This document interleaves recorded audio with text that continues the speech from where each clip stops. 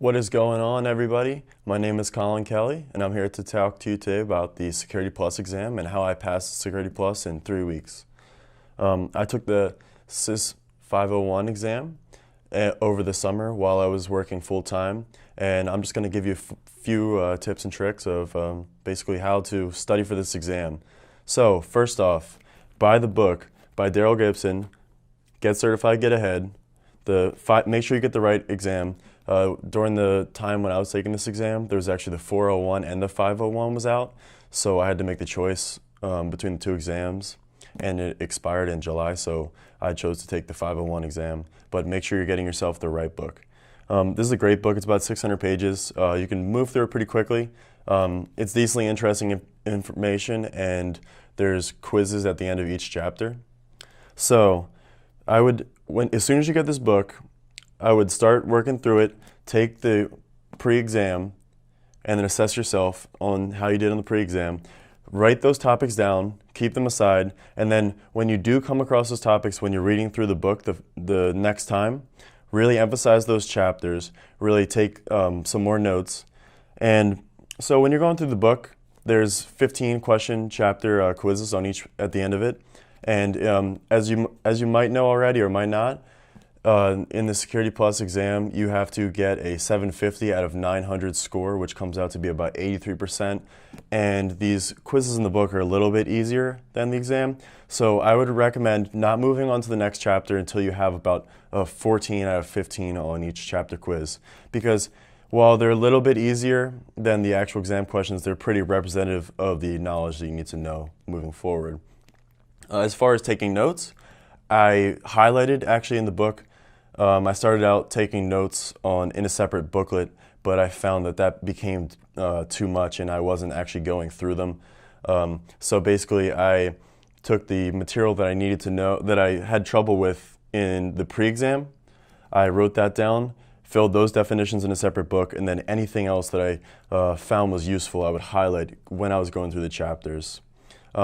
Definitely block this up in a set period of time. So everyone says 45 days, pick your exam date 45 days away. If that works for you, that's good. I would definitely go for it. I had a little bit of a shorter time frame, but definitely pick your exam time and then plan out a time frame that ends about a week earlier than that exam time to read through the book. Finish the book a week before your exam, and then you have some time to go back, look at the highlights, take all the chapter quizzes again, and move through Daryl Gibson's online material. So Daryl Gibson's online material is actually pretty useful, and he has an application in the Apple App Store that was pretty helpful. Along with that, I purchased an app called Pocket Prep. That was pretty useful. And basically my whole idea with getting these apps is to really just be doing this material all the time, so I become familiar with it, because I'm a student in cybersecurity, but there were some of these topics that we did not discuss in class. So when I was reading through the book, you would definitely have chapters where I knew everything and I didn't have trouble, but then there would be chapters that were completely new to me. So that's why the Security Plus exam was actually a really good thing for me, and I would highly recommend it. As far as things to complement the book, I would highly recommend Professor Messer. I'm sure you've heard of him if you have done any Comptia certifications before, but if his name is new to you, go right now after this video and check out his website. He has about 150 videos for the Security Plus exam, as well as Network Plus and A Plus exams. He also has practice quizzes on his website, and he did make a study guide. It was a very helpful study guide, and I did purchase it for about $20 right before my exam. It really helped seal the deal for me and get me fill in some of the holes that I had going into the exam. As far as other material, Professor Messer actually has a study session I think it was monthly, and they talked about it. So I'm definitely an auditory learner. I really enjoy listening to podcasts and listening to audiobooks. So while I was able to listen to his study sessions about the Security Plus material with practice questions and everything while I was on my runs or just out running errands. So it was definitely a good resource. But getting back to it, there are so many resources out there because this is a really popular exam. that you just have to really find out what works well for you. But definitely start with the book and then expand from there. If you're more of a video person, I would highly recommend Professor Messer's videos. They're high quality, and he really goes into some good detail, and they're pretty representative of what is on the exam. Now, I want to tell you a little bit about when I took the exam. So, like I said before, I had a little bit of a short time frame to get ready for this exam, and I was working full-time at an internship over the summer. And my main goal was to get this Security Plus certification before I went back to school. So I took it at a local testing center, and it was definitely a lot harder than I had anticipated, and I had gone through many practice exams. I was getting 90s on everything at least. I was getting 100% on the chapter quizzes, and in the post-assessment on Daryl Gibson's book, I was scoring very highly.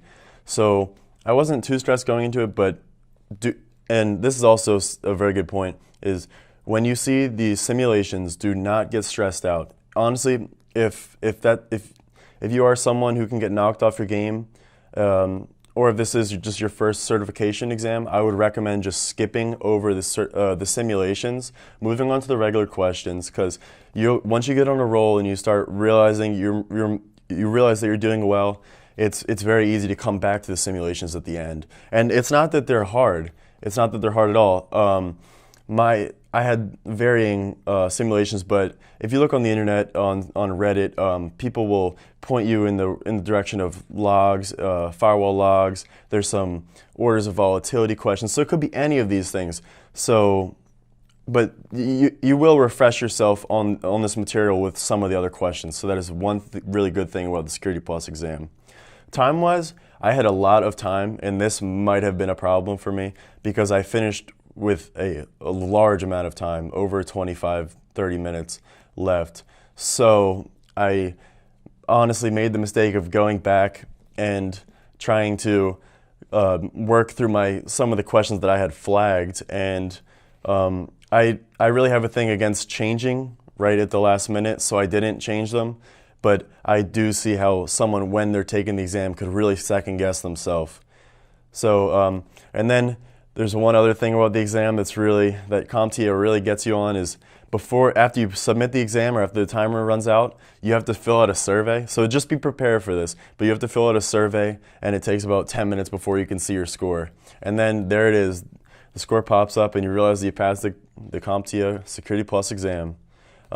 Thank you very much. If you like this video, please check out my channel. I'm a cybersecurity student at Penn State University, and I'm creating this channel to basically educate all the cybersecurity students and people in the workforce and tell them about some of the certification exams out there. I'm currently working on the Cybersecurity Analyst Plus, and I'm basically open to creating whatever content the viewers want. So please like, comment, rate, and subscribe this, and check in with me next week. I'm going to be posting videos every Tuesday. Thank you.